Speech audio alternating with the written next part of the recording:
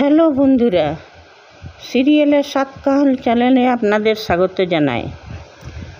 বন্ধুরা, আজকে যে সাতকাহন কথা বলবো সেটা হচ্ছে স্টার জলসার সব থেকে জনপ্রিয় ধারাবাহিক চিরসখা। আপনারা তো দেখছেনই, এখন কোর্ট কেস চলছে। চন্দ্রর পক্ষে যে উকিল সে হচ্ছে কুর্চির স্বামী, আর এদিকে কমলিনীর মনে খুব সংশয়, তার উকিল একজন বাচ্চা মেয়ে। তবে মধুবনীর অভিনয়টা আমরা আগেও দেখেছি, উকিলের ভূমিকায় অসাধারণ অভিনয় ওর, তো ও কিছু কম যায় না। প্রথমেই তো সোহিনী চিঠিটা পড়া হলো, যেটা চন্দ্রের মৃত্যুর দিনে এসেছিল কমলিনীর হাতে।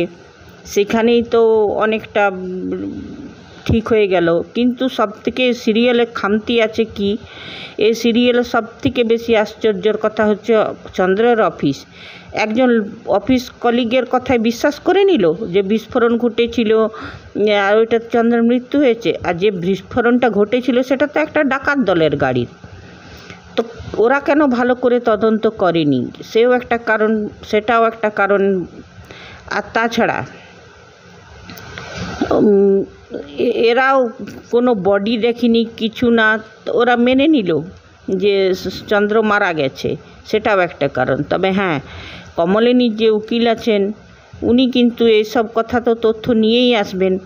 আর এইখানে সবথেকে বড় উইটনেস হচ্ছে সোহিনীকে যখন পুলিশ সব কিছু সিল্ড করে দিয়েছিল, সবারই কোথাও যাওয়া বানা করে দিয়েছিল, তারপরেও চন্দ্র গয়নাগুলো বন্ধক রেখে সোহিনীকে টাকা দিয়ে পাঠালো কি করে?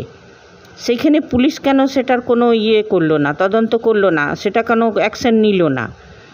তারপরে এইখানে অনেক আরে আছে ঘটনা।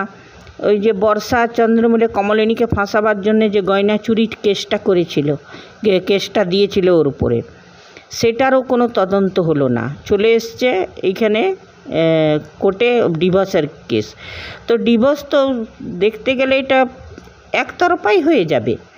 এখানে কোনো উকিলের তেমনি বেশি মাথা খাটানোর দরকার নেই। আর তাছাড়া বাবিল হচ্ছে একজন জার্নালিস্ট।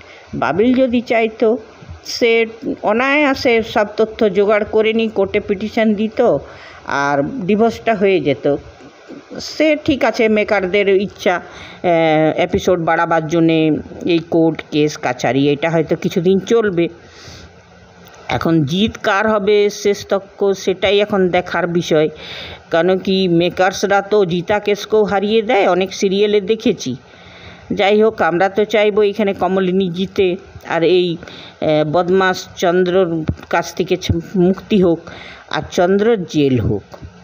এটাই সব দর্শকরা চায়, চন্দ্রর জেল হোক। হয়তো এমনও হতে পারে কি মিটিল সোহিনীকে রাজি করালো, কিংবা সোহিনী নিজের বিবেক জেগে উঠলো, ও এসেনি পর কোর্টে সব সত্যি কথাটা বলল, কিছুই হতে পারে। দেখা যাক গল্পের কি হয় শেষ তক্ক। আমরা সবাই অপেক্ষায় থাকবো। বন্ধুরা, আজকের মতো এতটাই। আবার ফিরে আসবো নেক্সট এপিসোডে চিরসখার সাতকাহন নিয়ে। বাই।